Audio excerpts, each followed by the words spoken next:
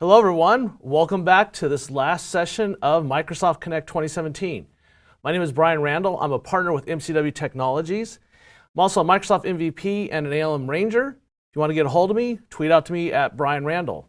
Today I'm going to talk to you, knock on wood, about database DevOps for the .NET developer with SSDT and SQL Server 2017. So let's get right into it. Just a quick review, if you haven't got it in your head already, what we like to think DevOps is. DevOps is the union of people, process, and product to enable continuous delivery of value for our end users. Now, one of the things that happens when we start thinking about DevOps is a lot of times we focus as .NET developers on the application stack. So our web apps, our front-end code, mid-tier. But the database often is something that's shrouded in secrecy and managed in the back room. And what we really want to do today is show you how you can take your database and apply that same rigor and management of that important asset just like you do with your source code. So what we're going to do here today is talk about the process and the product on how you can do it. Just remember, at the end of the day, proper DevOps starts with you. It's an organizational transformation. Now, we think about the process. What we're going to go through here is traditionally think about an SQL Server database. It's on some central server. Hopefully it has someone who takes care of it, who loves it, cares and feeds for it. But often in doing that, we have a disconnect between how do we make changes that are necessary to deliver value to our users. When they ask for a new type of data entry form that requires data collection, or they want an extra data attribute added to the data model.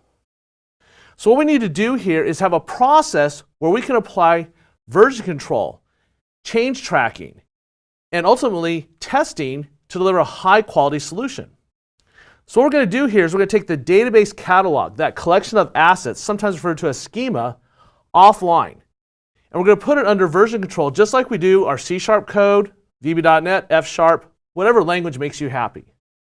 And we're going to track those changes using things like work item tracking so we know that it's going back to a customer demand. We're going to link it back to our product backlog item, our requirements, ultimately our users' wishes, because that's what we're doing. We're granting wishes. But then we're going to go that next step and say, you know what? I want to be able to take the changes I make as a developer offline to this definition of my database and have it go through a build process just like my code. None of that, it just works on my machine. It needs to work in production. We're then going to define a release pipeline. And we think about how we do those two things. Our ultimate goal, if possible, is to go with continuous integration, aka CI, and then go with continuous deployment, CD.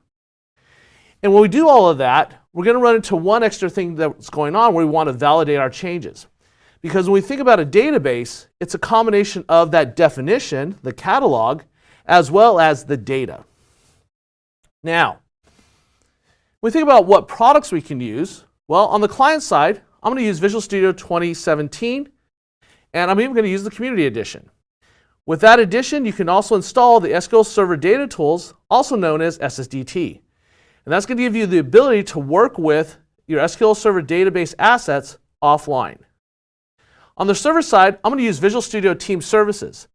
If you happen to be working on premises with Team Foundation Server, you can do that as well. And this is going to give us work item tracking. I'm going to be using Get for version control.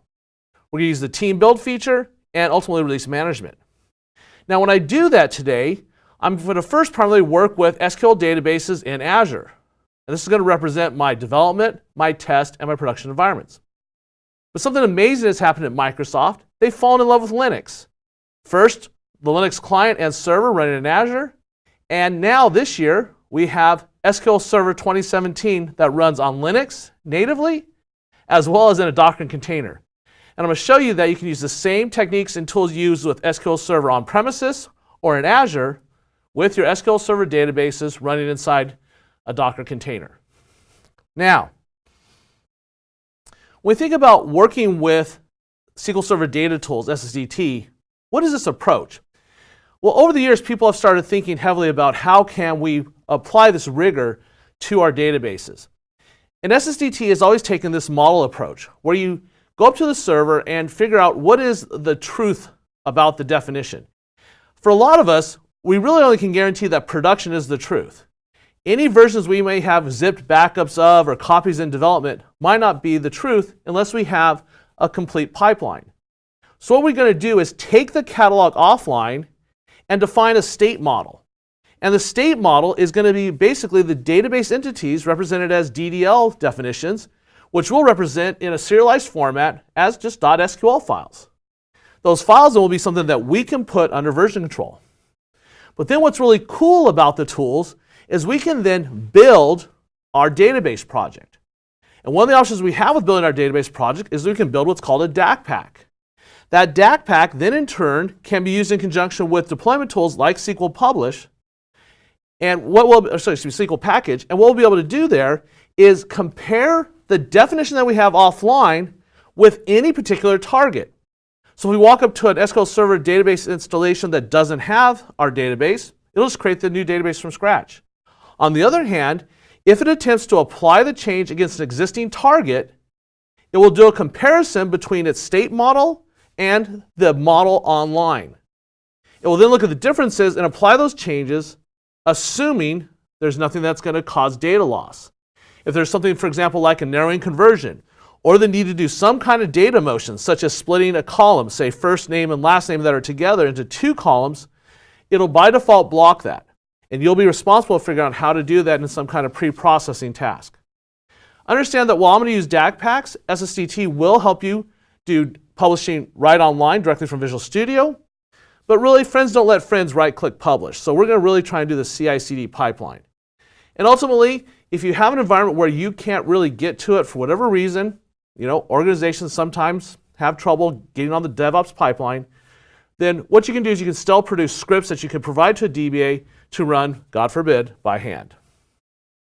Now, that's it for slides right now with a couple summaries. We're going to switch over and do this end to end. So let's switch over to my dev machine here. And as I mentioned, I'm running Visual Studio 2017, and I'm connected to a team project I already created up in Visual Studio Team Services. I've called it Connect 2017, and I've got myself in here a couple times so that I can play the part of a manager and a developer. Now, as I mentioned before, we want to have traceability. At the end of the day, one of the successes of going fast with DevOps is reducing that lead time between when a user wants something and when they get it. And so when we think about compressing that lead time, we're trying to ultimately go faster. The problem is going fast without safety can be dangerous, hence why we're going to do things like apply automated testing. But ultimately, we always have to remember that we are human. As much as we try, it is statistically probable that you and I will make a mistake.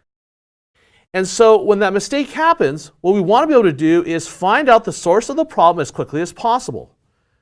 And when that source of the infection, the problem, comes from our application code or changes to the database, we ultimately want to get back to that as soon as possible. And that's why, even as a developer, we want to care about the fundamental notion of tracking our work. Now, I'm not going to give you a full project management lesson, but just remember that Visual Studio Team Services, as well as Team Foundation Server, provide rich work item tracking. And as you can see here, I have a simple PBI that says, as a customer, I want a demo. And this is assigned to my manager role. Okay, this is my product owner. And you can see we're committed to doing this. And then over here in the middle, I have a simple task. And what's going to happen here is I'm going to associate all my work with that task. And what will happen is, as I commit code, as I build it, and ultimately as I release it, I'll be able to see that traceability end to end through every step. Thus, if something does get into production and it causes a problem, I'll be able to quickly, surgically go back to where that problem was, make a correction, and get it out to my production system. Knock on wood, I won't have any failures today, and everything will be wonderful, and we'll go into the weekend. Okay, so there's our work items. Now, we're going to work with some databases. Now, as I mentioned, I have some up in Azure.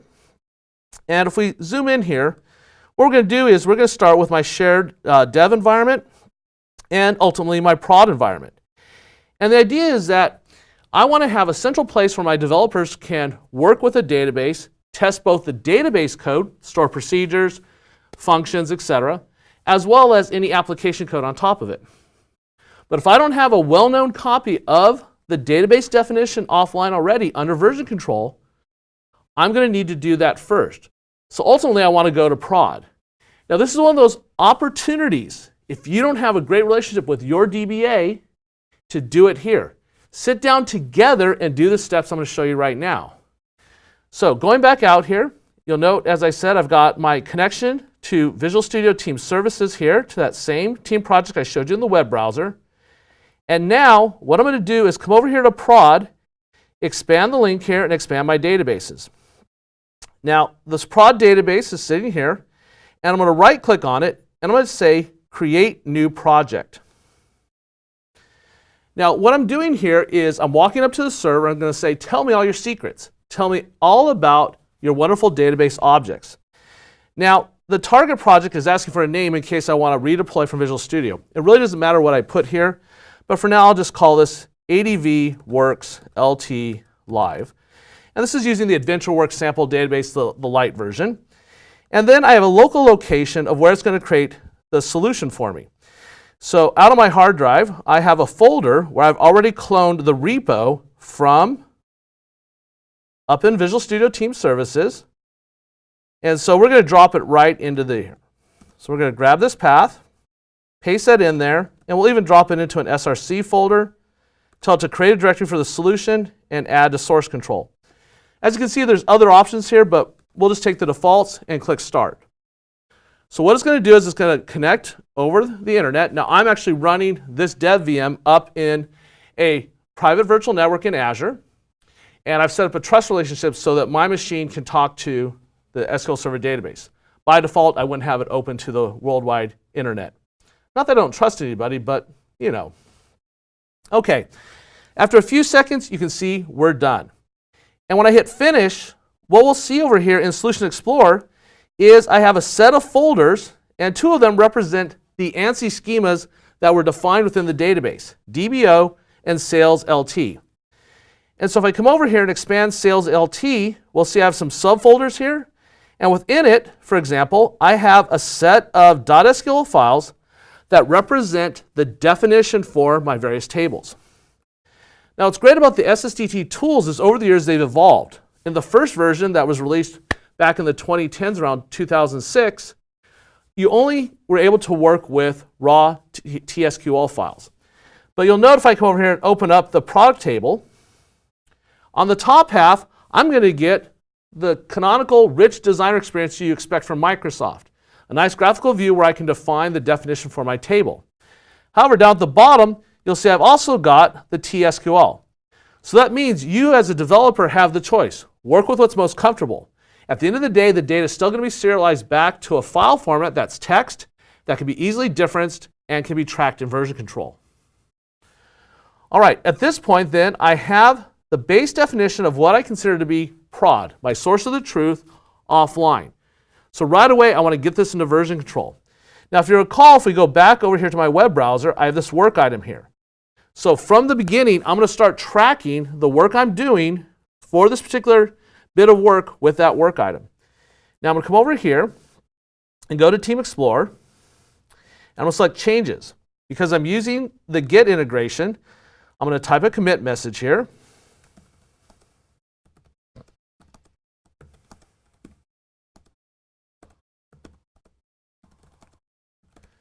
So I have my comment, and then I'm going to associate that work item. Okay, and that work item was 119, and then I'll click Add. And after a second, you'll see the title come up there, and I can see the information. And then I have my changes here, and I need to tell it that I want to stage all these changes. This allows me to control which files go into the commit and which ones don't. Now at this point, I'm ready to commit the changes to my local repo. So I'll say commit staged. Now, I'm the only person working here today, but I like to practice good Git hygiene. So before I send this up to the server, I'm going to come over here and select sync, and I'm going to do a fetch. Make sure no one's gotten into my repo and made changes that could affect my push. And look at that. I updated the README, so it looks like I do need to come in here and pull. Boy, you got to be careful. You never know who's going to sneak up on you. So now that I've done that, I now can push my changes up into Visual Studio Team Services. All right, So now I've got the code up there, and let's switch back over. And hopefully you've seen this, but this is one of the awesome things that we have in Visual Studio Team Services as well as Team Foundation Server on premises. And in fact, remember, 2018 just RTW'd this week on Wednesday. And you'll see I have my history, so I can see my changes. And if we come in here and start looking at the various bits of information, we can see all the files that I brought up. And you'll notice right here up at the top, we have this one work item, right? We've linked up and associated that commit with that work item, giving us that traceability. All right, well, at this point, I now want to get a build. If you've ever practiced continuous integration, you know it's important to get your builds going as soon as possible, the minute you start working with a particular solution, project, whatever. And so what we're going to do is come over here to the Build Hub, and we're going to create a new build definition. Now, one of the great things about the new build system that Microsoft introduced a couple years ago in Visual Studio Team Services and on TFS is that we've got a rich set of features for both building traditional Microsoft projects like .NET Desktop and ASP.NET, as well as a number of amazing vendor integrations from Jenkins to Maven to even Xamarin and Xcode down here at the bottom. Now, we don't have strictly a database project, but because SSDT projects live inside Visual Studio Solutions, we're just going to use the .NET Desktop one. That's going to serve us just fine. Now that I've done that, I have to adjust some settings. Now, the first thing I want to do is adjust this name here. And so we'll call this Connect 2017 ADV Works LT Live. And I need to tell it where to execute my build. Now, one of the great things you can see here is that we have a number of choices available to us up on the hosted environment. But I've also got my own private agent here that I built myself and put inside my environment. And the important thing here is that you can deploy from VSTS to a private environment in Azure like I have here, to a public environment, as well as to an environment within your firewall as long as the agent has access. And so that's what I've done here. So I'm set up a private queue, and then I'm going to drill down and find my SLN. There it is, and click OK. Now I've set these top-level process settings that will then flow through to the other tasks within my build.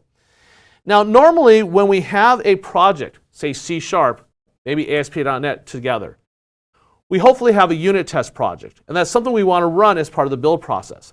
But here's the fundamental issue. When we create the build, our output is the DAC pack.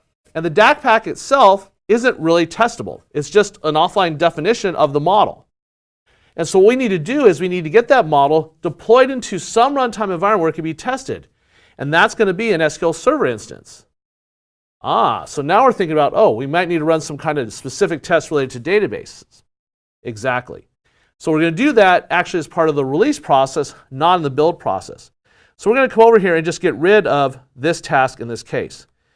Footnote, of course, within a solution, you could have your database project as well as a website project and any number of class libraries, for example. And so you might still want to keep that and just exclude the database test project, which we don't have yet if you didn't miss anything. All right, now at this point, the rest of this stuff is good to go. And at the end of the day, what's going to happen is it's going to take my output and make it available inside VSTS for the release management process. So we're going to take this information, and we're going to do a save in queue and say initial build definition. And this is one of the great things about using VSTS. When you edit and define your build definitions as well as release definitions, you get full versioning and traceability to know who changed it and why they did it. Now, as you can see here, it's kicked off a build. And based upon early behavior, this should only take a few seconds to run. And we'll just check a look. Any questions? Nope, not right now. Fantastic. And so we're going through, and we are done. So the nice thing when you have your private agent, it's all yours, and you can put some nice SSDs behind it. And so what we have here is the output of our build. And right now, you'll notice the build information here. And most notably, one of my favorite things, we have this information about what the developers did. And then if we go down a little further, there's our traceability. Right there, I have that work item that is what I linked during the commit and push. So at this point, when we look at the output, we can go, oh, this output came from this set of commits, and here's the justification for what the developer did. All right, over here there's no test results, and normally that would kind of bother me, but as I said, we're going to move our database tests over into our release process. Now, speaking of releases, how do we do that? Well, if you take a look here, you'll notice that there's a link right there. So we're going to click that Create Release option. And this is going to take us over to the release definition. And once again, we start looking at the amazing number of templates we have. A bunch of stuff for Azure, Kubernetes, Azure Virtual Machines, all sorts of great stuff. But this is one of those cases where we don't have something specific just to databases. But never fear, it's not that hard. So we're going to hit Empty Process to start. And we're going to change the environment name to Dev. And then we're going to come over here and take a look at the artifacts. What you'll see here is because I clicked that link from my build, it's picked the build as the input that's going to provide me access to that DAC pack. Now, the other thing you can see here is there's this lightning bolt that allows us to have continuous delivery. I'm going to turn that off for now because I'm not quite ready there. And remember, when you're on your DevOps journey, just because other people might be cranking along and doing something really fast, just remember, it's speed with quality and safety that you're looking for. Do it at your pace and do it right. Okay, so I've disabled that, and now if we take a look here, you'll see we have this environment. And the environment has one phase and no tasks because we start with something empty. Now, if we think about what we're going to do here, we need to take the output of the DAC pack, connect it with an SQL Server instance, and once again, this will support any number of different types. In this case, an SQL database in Azure. We're going to connect up to it, and we want to compare the copy of the model in the DAC pack to whatever target we pick and update the changes. So we're going to come over here and we're going to add a new task. And I'm going to come over here to the search box, which is really awesome. We just got so many tasks, it's hard to just scroll through. I'm going to type SQL. I'm going to click Azure SQL Database Deployment and click Add. Now at this point, you'll see I've got a bunch of items on the screen in red. It's telling me that you can't get through this unless you fill this information in. Now, a critical aspect, because my database is an SQL database in Azure, I need an Azure subscription and the appropriate permissions.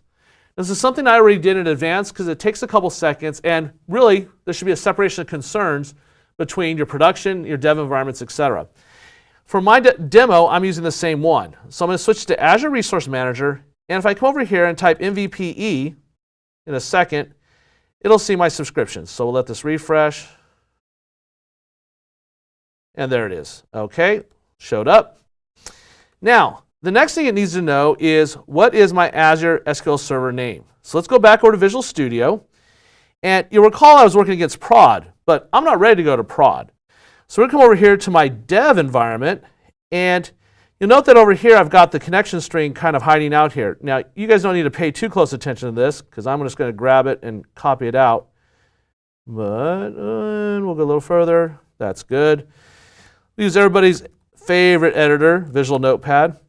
You know, that's not really true. Most of us really like your friend and mine, Visual Studio Code. But for this little edit, this will do just fine. So come over here, get rid of the rest of this. And now we've got the DNS name for my dev database instance. We'll put that there. And now for the database name, once again, I can put anything I want here because if it's not there, the tooling is going to create it for me. However, I've already got a shared database called, you guessed it, shared dev. So we look in that list, there it is. So I'm going to call this shared dev.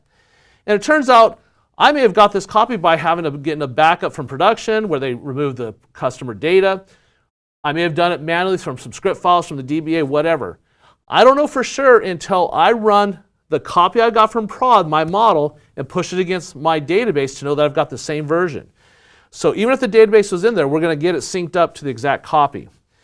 Now the next thing I know is how do I connect? Well, there's a bunch of different ways you can do it. I'm going to use regular SQL Server security. And this is where we're going to look at my face for a second while I go out and get my password. Because no offense, I don't want to share it with all you guys out there. It took me a while to build all these demos. So show my smiling face. Yes, you don't want to see my password. Anybody there? Let's see. Okay. Is my face going out there, or is the computer?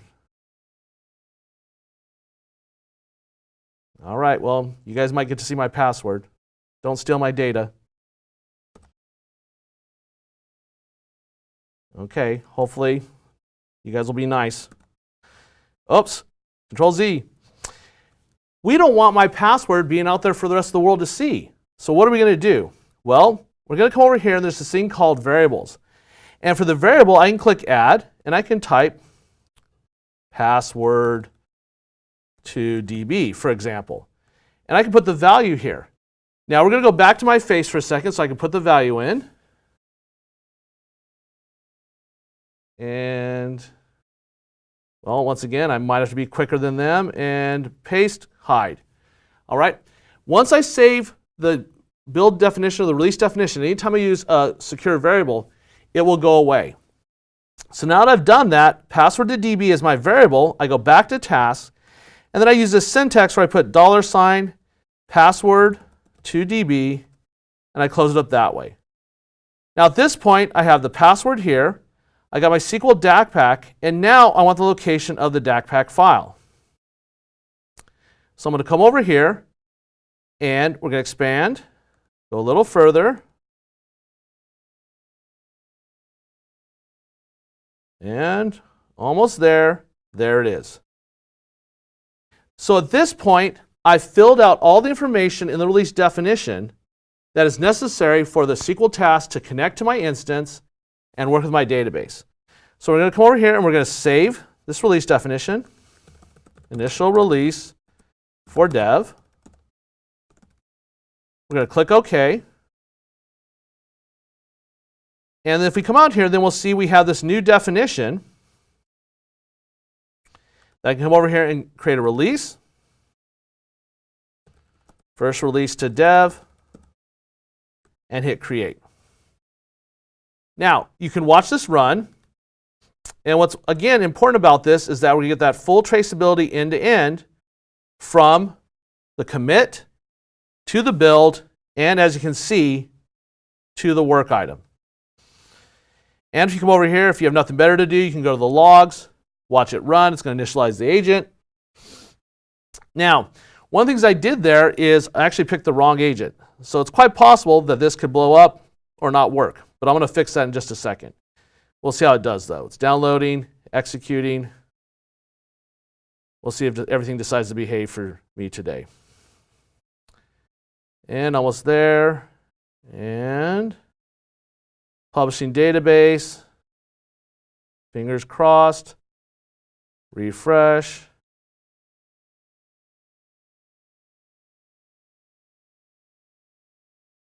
And it worked. Fantastic. So even though I picked the slower option of the hosted option, my release is complete.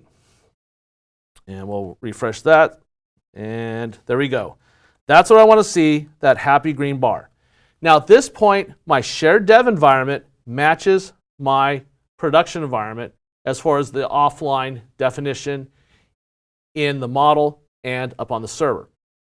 Now the only thing that would be different here is that I would have to get sample data loaded. To do that, you can use post-deployment scripts if you have a small set, or I know with a lot of customers we worked with custom tooling that loads and restores the data that we want based upon how fast the changes are coming. So at this point, I have the ability to take my changes, track them in version control, run a build, and run a release, in this case to my dev environment. All right, so now at this point, we've got these two copies that are the same. But I want to make some changes for my users. So one of the things I might do is come in and add a new table. So we're going to come over here, back to Visual Studio. Oh, but before I do that, remember I unhappily set it up to run up on the hosted environment rather than my own. So let's come in here and change that environment. So we'll come back over here, go into the phase. And here you'll see it's using hosted 2017 by the default. We're going to change that to private. And we'll save that. Changed to private agent. Okay. At this point, we're good. We've got builds. and we got releases. So back in Visual Studio, we're going to close up the products table. And let's go over to our Solution Explorer. And let's just come over here and add a new table. One of the common questions I get is, Brian, how do I track changes and keep in sync a database with the application? How do I keep them working? How do I deploy them? One of the common things we do is we have some kind of version table that is stored in the database that is used to synchronize applications and the database so they know which version they're on. And typically we deploy database changes first, let them settle, and that means your application needs to be able to work with both the old version of the database as well as the new version. So we're going to come over here and just create a new database table, and we'll call this app version info. Click add, and you'll see it's already given us an ID field, and we'll just type version info. Doesn't have to be too fancy. Now I've saved the definition for this particular table, and as you can see, I now have a pending change here, right? I've got a little plus sign telling me there's an add. So going back over to Team Explorer, go home, go to changes, and we see the changes that have been made to the project file and to the .SQL file, so we're going to stage those. Save, and now we'll say add new app version info table. We need to associate that work item, which was 119. And now I'll commit my staged work. Now that I've done that, I'm going to come over here. We'll do that synchronize again. We'll fetch. Hopefully no one's been messing around behind my back. There we go. And we're going to push.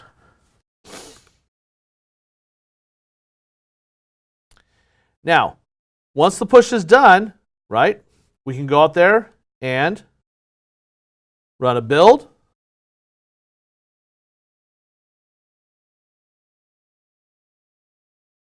And one of the big differences you'll notice between this build and the previous build is that the number of changes is going to be down to 1. And this means if we were to take that, then push it out and ultimately go to production, if something went wrong, we have this narrow location we have to look for the problem. It's very easy to find.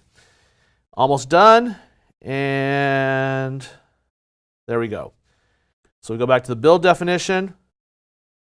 We see the associated changes, in this case just 1. We see our related work item. And of course, these hot links take us there. And if we come over here to our release definitions, we can create the release. Added new table, or whatever reason you want to put there. And now that release has been created. And the environment is set when created that it will kick off. So it's running in progress. We look at logs. And we can see it's executing now on the private agent. You can see that right there. Okay. And it's done. So at this point, I've been able to go add a new object, put it into the offline model, take my changes, put them to version control, run a build, run a release, and that means if we come over here and look at our shared database, expand out the tables, we can see our app version info table right there up in my shared dev environment. Okay? All right.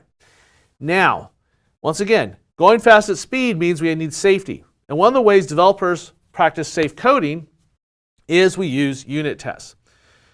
This is something that a lot of people, I'm still surprised today, don't know, is built into the product. In addition, there are third-party technologies out there that you can purchase, as well as there's open source projects like T-SQL-T and a new one out there called Slacker. And in both cases, these projects are ways that you can add additional layers of quality to your database by doing unit testing. What I'm going to do is going to show you the built-in stuff because it works against all the flavors of SQL Server, including SQL Database in Azure and SQL Server 2017 in Linux. So let's go back over here to Solution Explorer. And what I'm going to do is expand my functions. And we can see that I have this function called getAllCategories.sql. And what I basically want to do is make sure that whenever I change the database, that function continues to work. I really would want to do all of them, but we're going to take a baby step here. And fundamentally, if I have the right set of standard data that exists, if the test fails, it's going to fail for one or two reasons. My base set of data changed in some way that I wasn't prepared for, so we need to account for that. Or, more importantly, some changes made to the structure of the database that broke the function.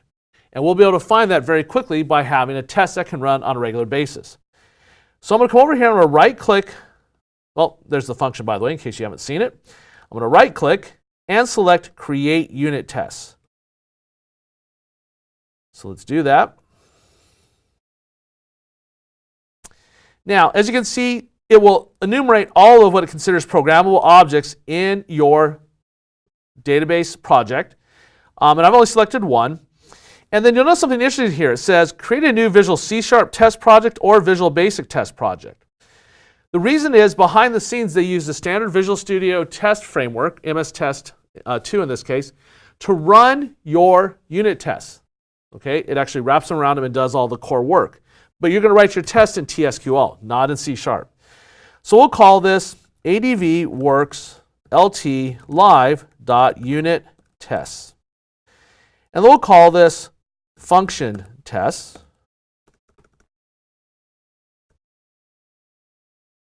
Okay. And we'll click OK. Now it's going to add a new project to my solution. And when it does that, it says, hey, we'll provide a way for you to run this in production, during a build, during a release, as well as the ability to run it from Visual Studio if you so choose. To do that, you have to tell it what you want your target database to be.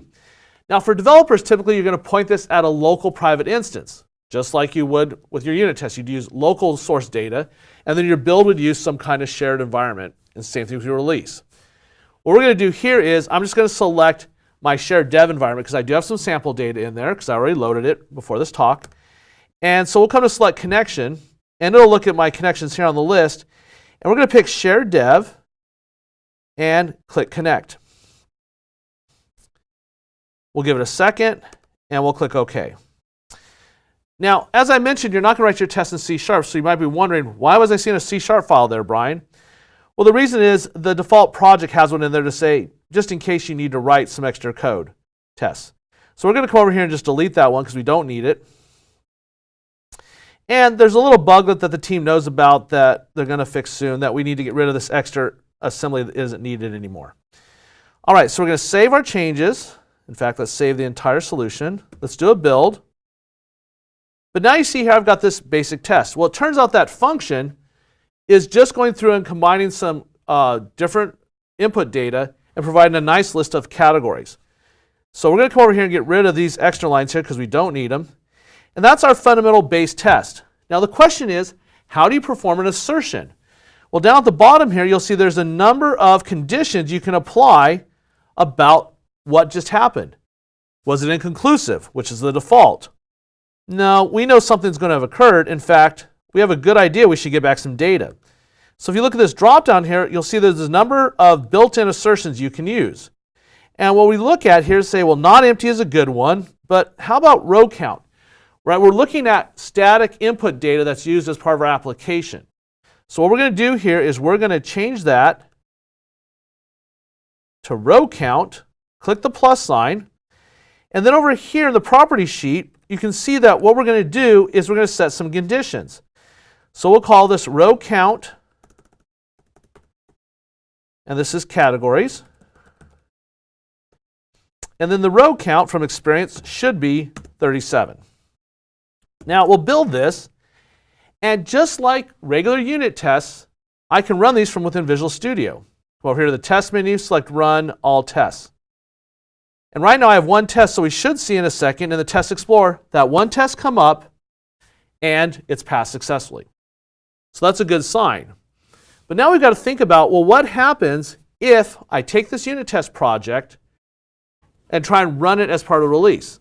Well, in my example, it's going to run great because it's going to be able to run against my same shared environment. What happens when I have test and prod, etc.? Well, Probably don't want to run a test against prod, but you never know, depending on what the tests are. But the bottom line is, I don't want to hard code necessarily this particular connection string. What I really want to do is put some kind of token in there that I can use. So what I'm going to do here is, I'm going to quickly go over and grab something onto my clipboard. So let's leave the screen up. Leave me on the screen so I can copy this out. And we'll come over here. I'll put my face back up, please. There we go. Hopefully. We're going to grab this. And we'll close that out. And now we'll come back over here to Visual Studio. And you'll see there's this file called app.config. Now, one of the first things we want to do is we want to not compile that, but we want to always copy that out. So we're going to come over here and say there's no build action. But we're going to change this to copy always. Okay? And now we're going to come over here and we're going to replace the connection string with a token.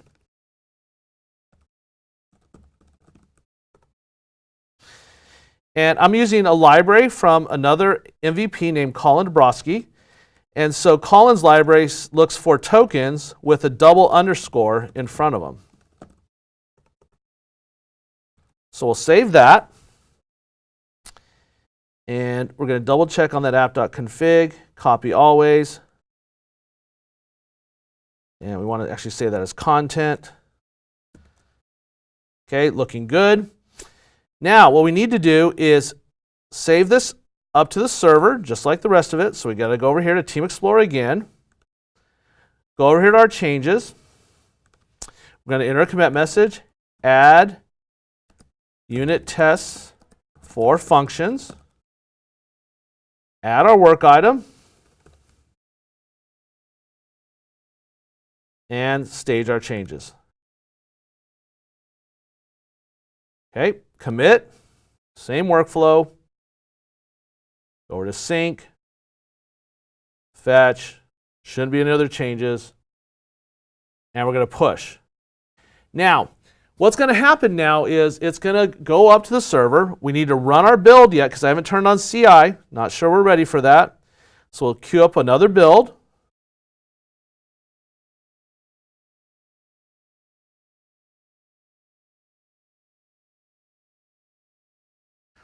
And we're cranking away.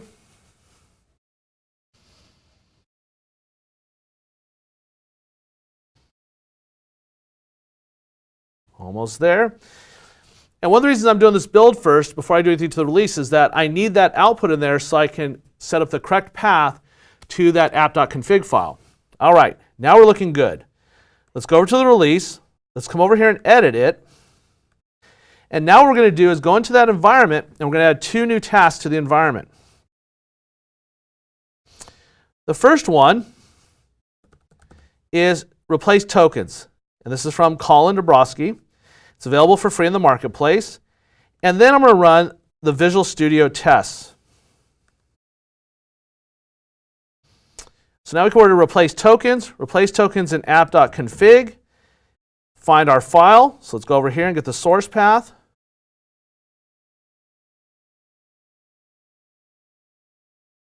There's the unit test, bin, release. There's app.config. We're going to grab that puppy dog. Now, it needs to know what it's looking for. So I need to add a variable. So I'm going to go over here to variables. Add connection string was the name I put in the source file.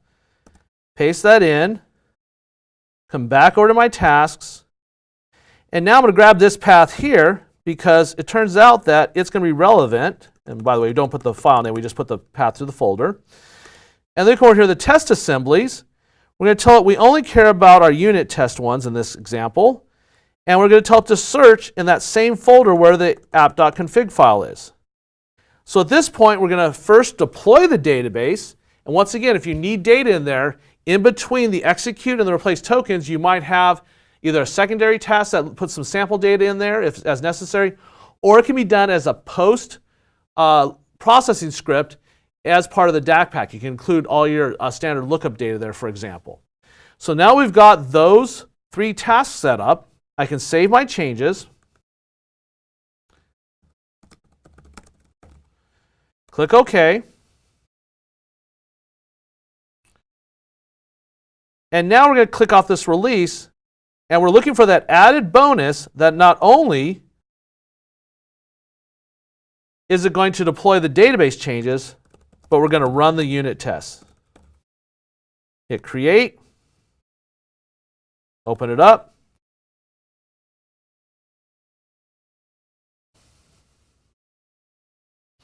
There's our work item. Here's our logs. You can see now we got our new tasks that we're going to execute. See, it's cranking away. It's done the token replacement. Let's run our tests. And so we come over here, we see it succeeded. But here's the cool thing. We even see our tests show up in the list here. Change the outcome to all. And you'll see our unit test ran as part of a post-release step. This is going to give you more confidence to set up a full release pipeline. Now, I could go through and keep doing this all day long, but what does it look like if you set up a full pipeline? Well, I've got another team project that I set up. Basically, I'm going to pull a Julia child and go to the oven. And we're going to go over here to build and release. And we're going to go look at this release here, AdventureWorks LTCD. If we take a look at this, you'll see I've set up a similar pipeline as before with dev, but now I have test and prod.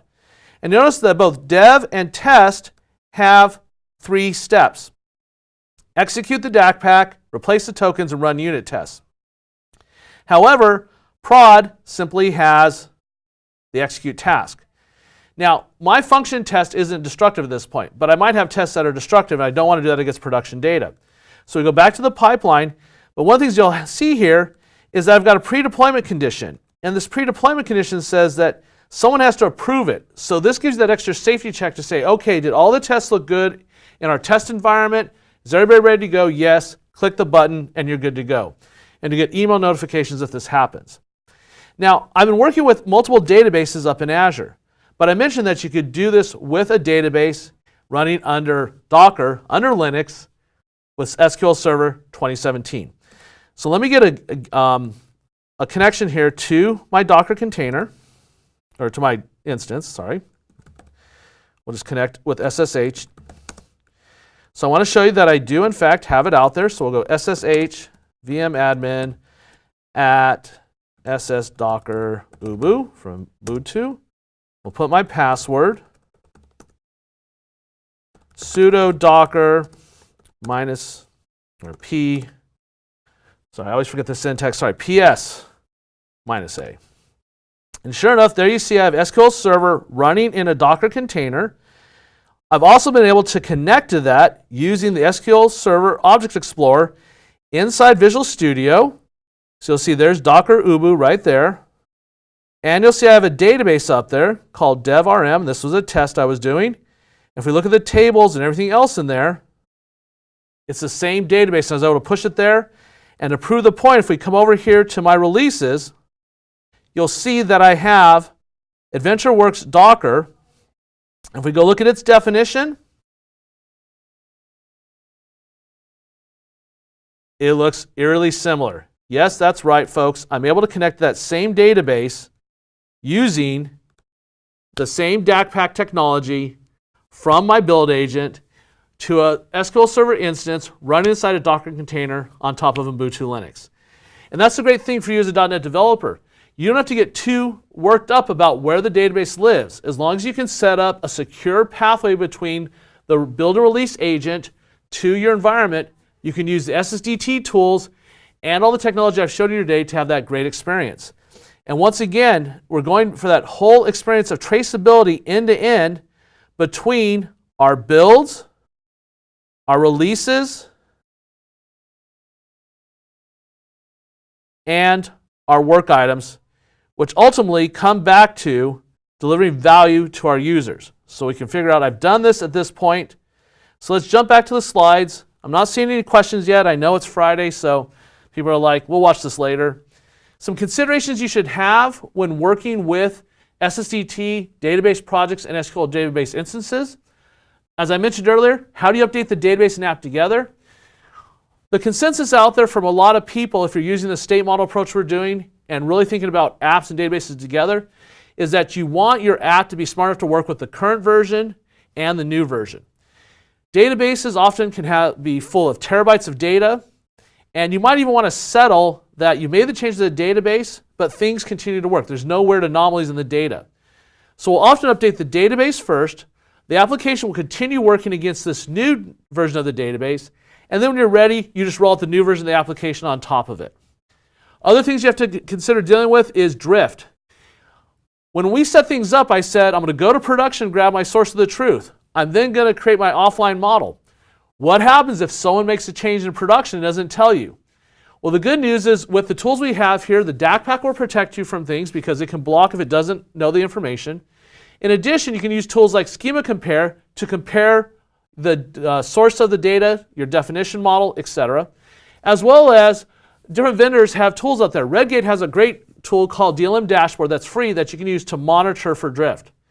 Other issues you'll run into is data motion. SSDT doesn't do data motion, which means if you have a narrowing conversion, if you have a split column, you're going to have to do the operations to take the data offline, move it around, and fix it up before you change the schema.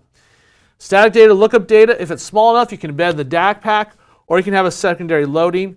And once again, test data. In most situations, you should not be working with a copy of production data. There's all sorts of regulations for just about every industry out there, whether it's PAI, HIPAA, or any other information that generally should be floating around in a dev environment and definitely not on your dev laptop that could get stolen. So really have some good ideas about good data sets to give you consistent over time results. Well, at this point, I haven't seen any questions. Once again, not surprised, but hey, you can find me on Twitter at Brian Randall. Get yourself an Azure subscription, a free VSTS account, and try this all out. You can find me on Twitter at Brian Randall. Visit the Connect Channel 9 page to revisit all the great sessions we've had this week here at Connect. And you can continue your education on the Microsoft Virtual Academy. And hopefully early next year, I'll have a new course from LinkedIn Learning that covers database DevOps in a longer, in-depth environment where you can look at things on a longer level. So thanks very much for coming to this session, as well as Connect all week. Be good humans, happy holidays, and hopefully we'll see you next year. Bye-bye.